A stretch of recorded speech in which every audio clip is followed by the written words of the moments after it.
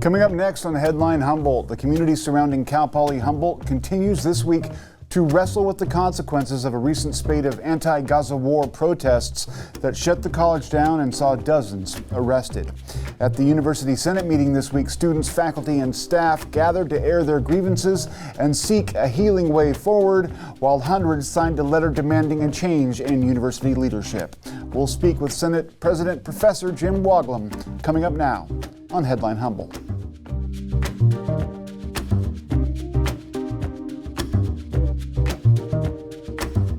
From the top of Humboldt Hill, this is Headline Humboldt. I'm James Falk. Thanks for joining us. It's a shame that the recent meeting of Cal Poly Humboldt's University Senate was not seen by more people on the North Coast.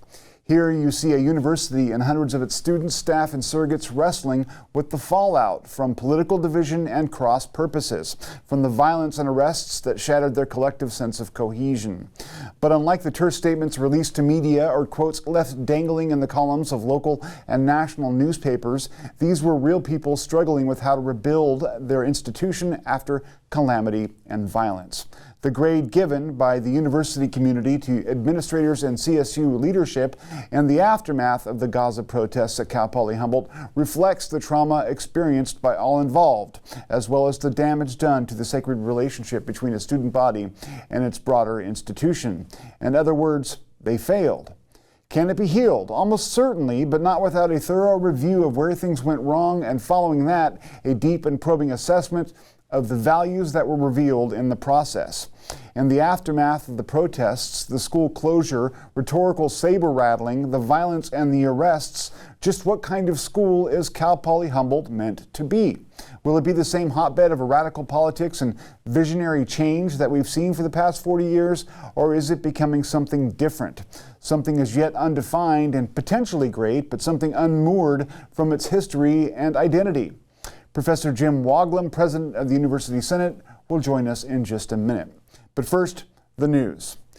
At a University Senate hearing this week, senators and members of the broader campus community wrestled with the recent protests and their still unfolding consequences.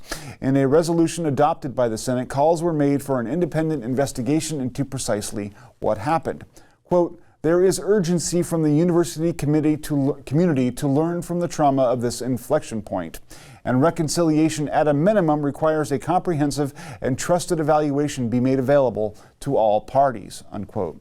The public testimony at the Tuesday meeting was pointed and at times emotional, with many claiming that university leadership continues to misdirect. The lands occupied by our university are the same lands where students, staff, faculty, and local community members are currently not allowed to step foot on at risk of arrest by the large police presence currently on our campus, who have caused repeated harm to many of our students, staff, and faculty since April 22nd, 2024. Right now, the state of Israel is actively invading the city of Rafah in southern Gaza. Children are dying. A genocide is happening in front of our eyes, and our students used and are still using their voices to speak out and say that we, as a university community, cannot stand for this. We must say something. We must act.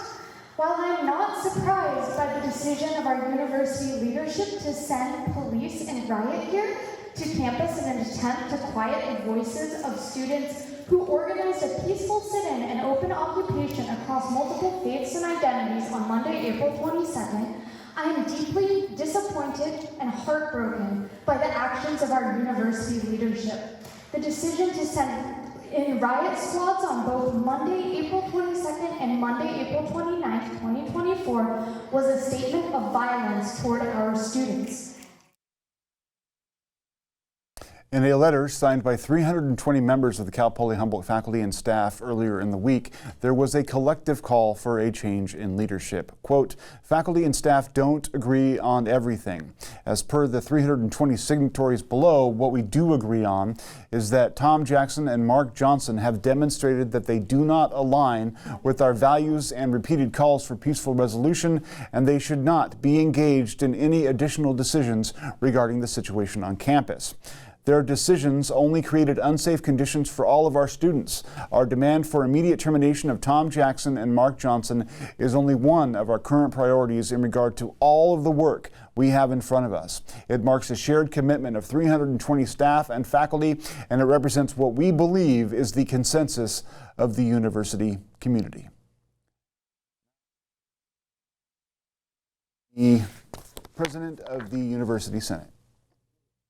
I think there's a lot of things we were hoping to be accomplished. I mean, the first and probably the most boring is that we were hoping to finish the Senate business for the year.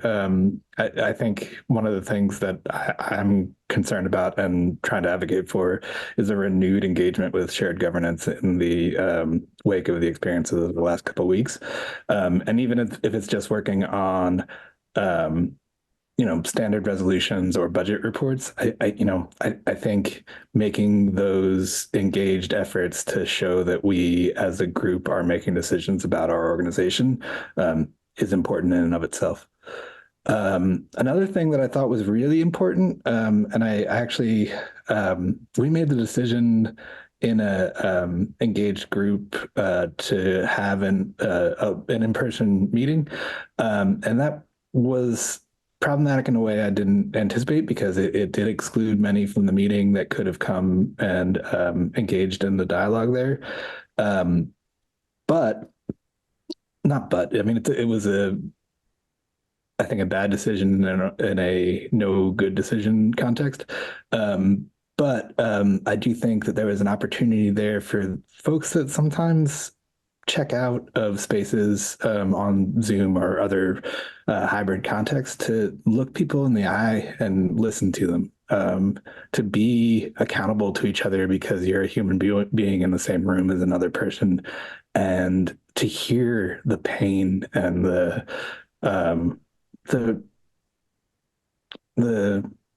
just results of the decisions that were made over the last couple of weeks, because I don't think that was happening in a lot of spaces. I mean, I think one of our ombuds folks, John Meyer, made the really great point that I think one of the things we experienced over the last couple of weeks is a lot of folks not trusting each other enough to engage with the information that other people had, to just assume that our perspective on a context is the correct and only perspective on that context. And because of that, I think there was dehumanization across our community.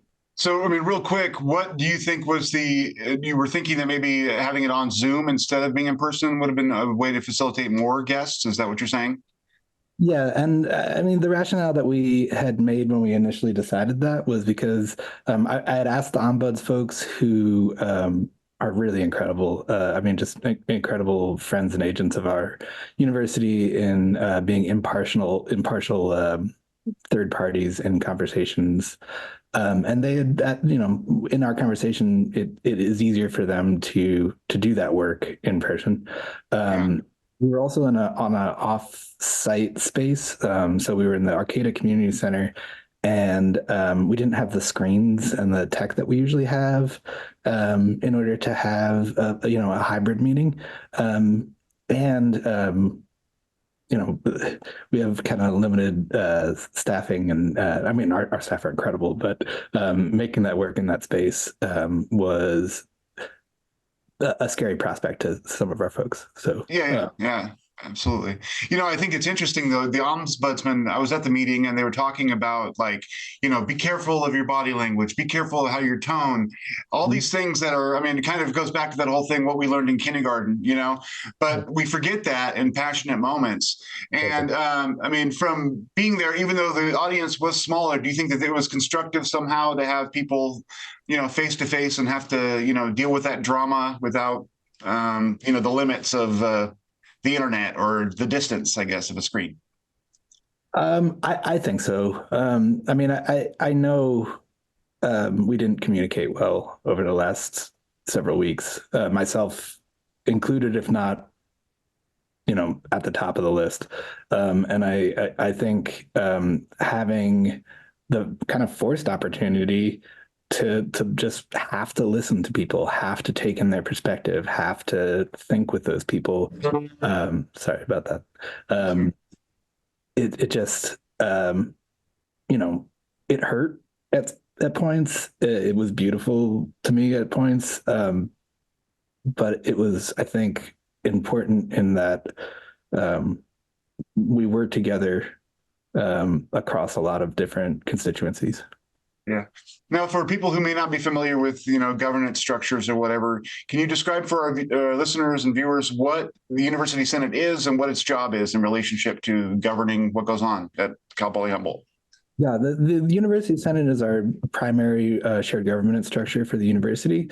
Unlike the other CSU campuses, ours is a university senate rather than a faculty senate. So it includes not only faculty members, but staff, students, and administrators, as well as bargaining unit representation. So it's a space where leaders and representatives from across campus come together and discuss the business of the university. There's a number of committees that look at different aspects of that business. We have a budget committee, a faculty affairs committee, a curriculum committee, a university policies committee. So, different leads engage different committees and aspects of how we decide our university is going to run. And then we come together every other week and talk through those decisions.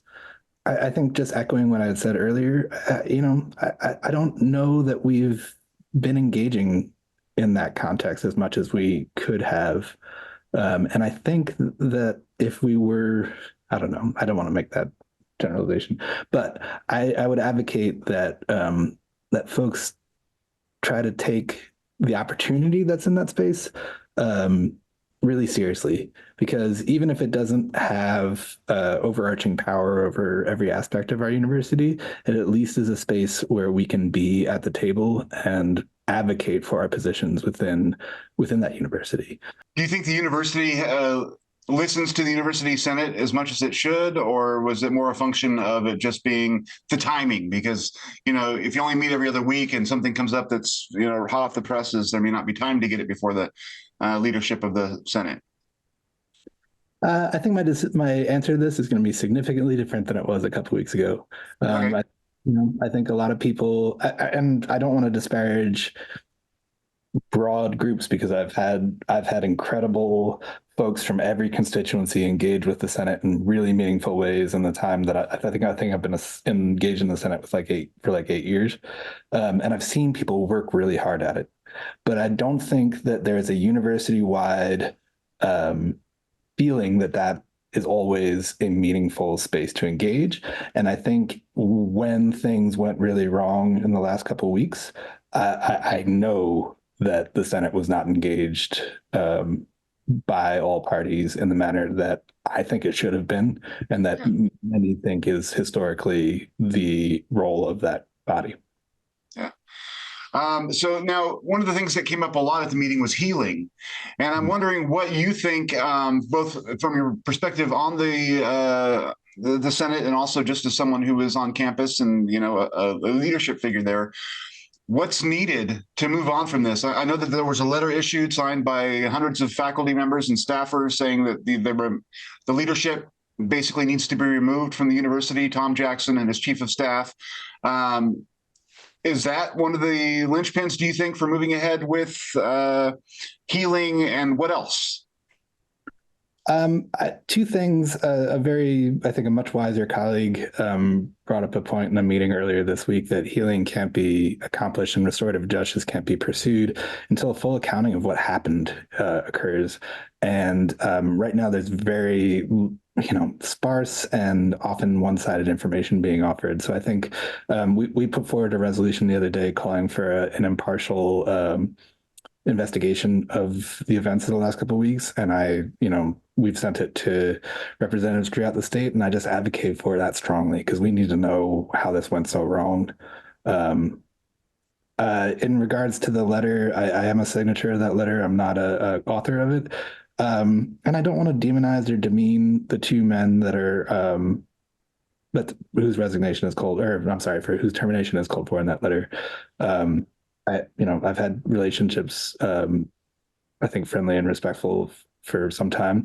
But I will say that I don't think symbolically we can, there's acts of actual physical violence on our campus that were the result of decisions made, and those acts were against our students. And I think that it's hard for me to imagine a space in which people can forgive that and move on. And, I feel uncomfortable about it on so many different levels, but I think it's a real thing. And again, no ill will towards either of those folks. It's just that's a hard thing to heal from. Yeah. I mean, can you give me your rationale? I mean, a lot of people who aren't involved with the university or aren't involved in this issue in general would say, well, the responsibility lies with the protesters because they came on campus and they were breaking the law and that sort of thing. Can you tell us from your perspective why you think it's more the administrators' responsibility or the decision makers rather than the students in this circumstance? A number of reasons. One of our resolutions that passed the other day laid out, and Tim Miller, one of our librarians, has been very thoughtful in sending out this information. Our campus has had a long history of protest. As recent as 2018, folks have entered that building in protest, and not only the police action in relationship to it, but then the widely escalatory police action over the course of that first night is so out of keeping with what our campus culture is used to.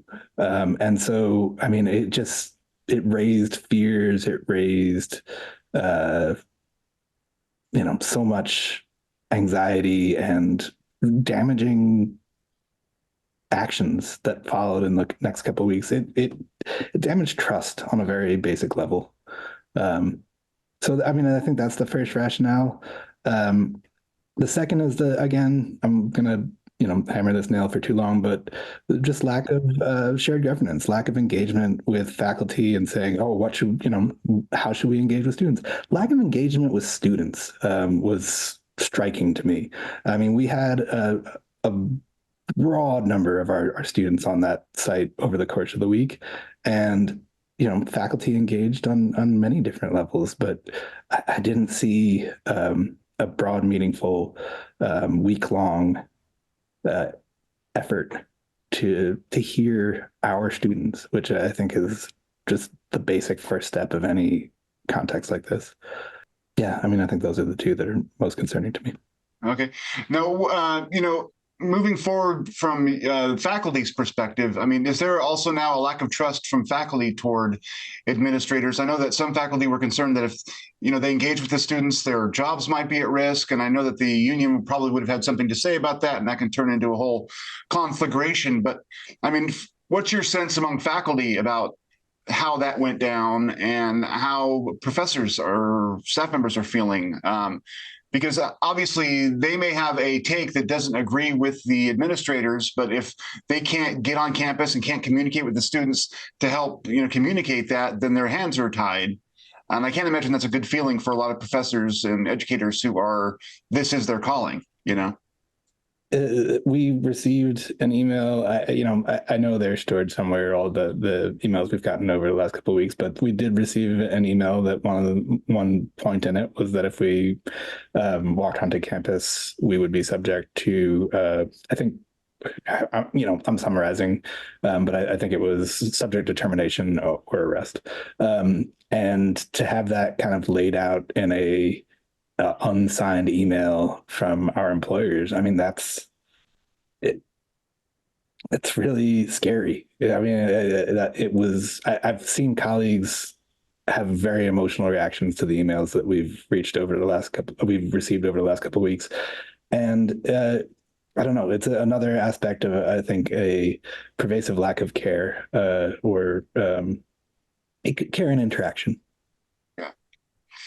There were lots of suspensions of students and punishments coming down the pike, and I assume some for faculty as well. Can that continue with this healing process that you'd like to see, or is that just going to exacerbate the divisions? Do you think that process should stop until more is known about what actually took place and who called the shots? Yeah, that's a good question. It's definitely something that a lot of folks are concerned about right now on our campus. We have, from my understanding, there were 69 interim suspensions, so they were not suspensions like sorry. Permanent or Exactly. So there is an opportunity to appeal them, but there's also been a very reasonable and ongoing question of why they were, why were they imposed in the first place. I understand that they were based off the students' physical presence in the space of the protest at the time, at a specific time towards the end of the week. I mean, it's a really complex rationale that I'm not comfortable with.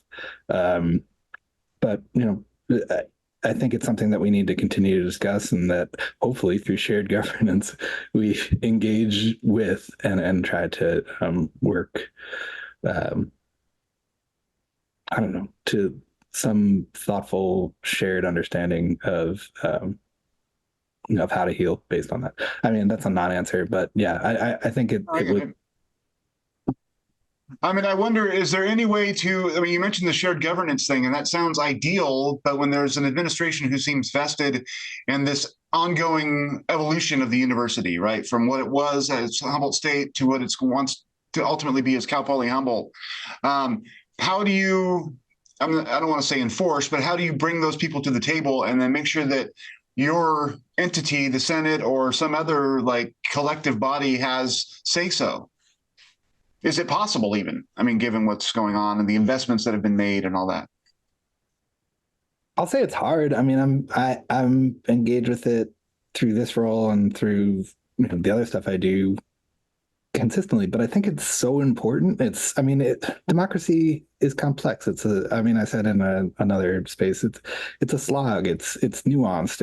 It's not fast. So there's a lot of problematic aspects of it. But that doesn't mean that we get to give up on it. That doesn't mean that we get to impose order the way that we want to see it on other folks without their engagement. I both acknowledge the complexities of it and the glacial movement of it, but without it, you can't bring people along with you in the community that you're trying to change.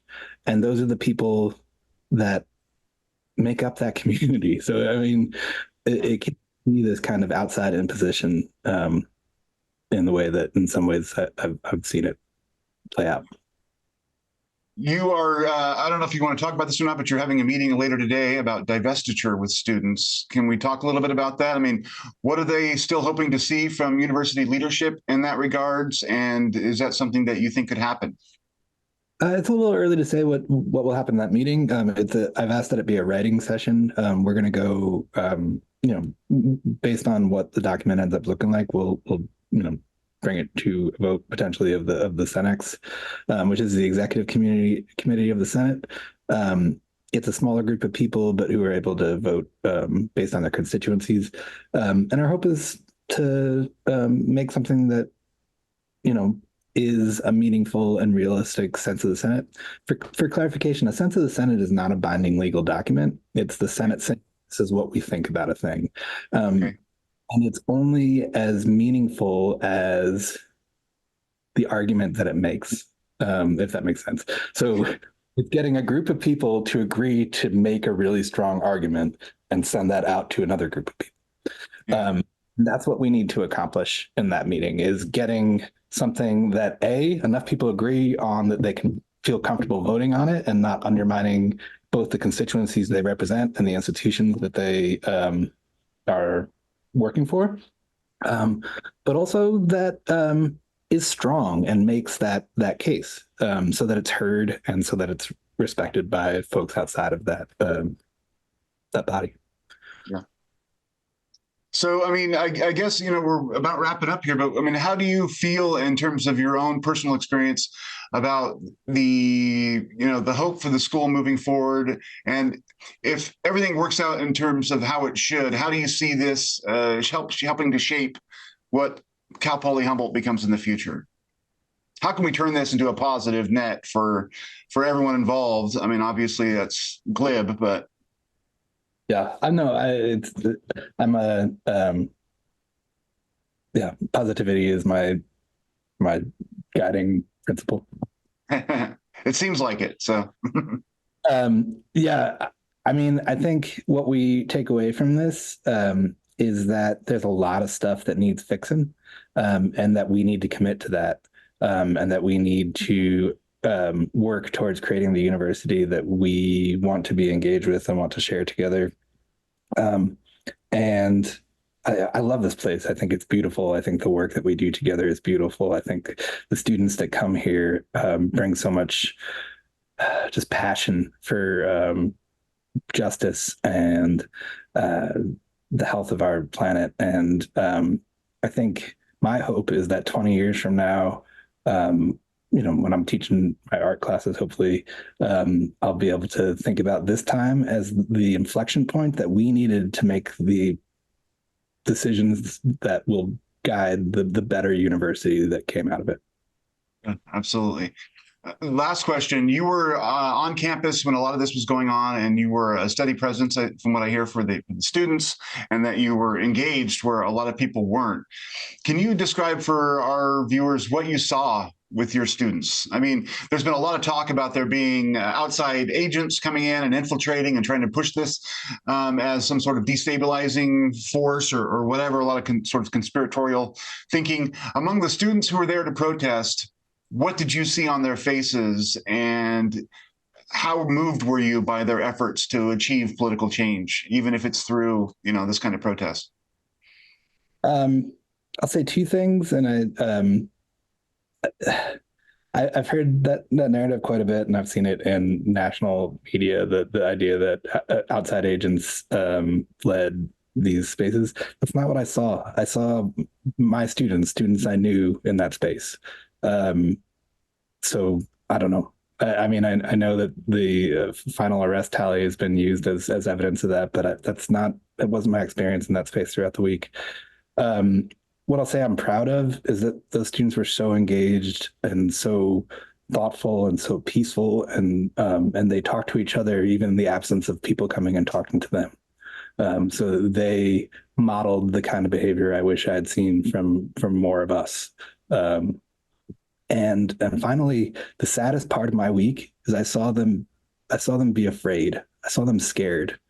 And the institution is responsible for that.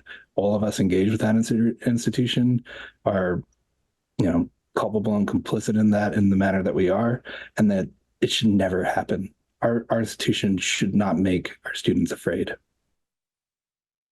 That's it for tonight. Stay tuned, stay informed. Have a good weekend.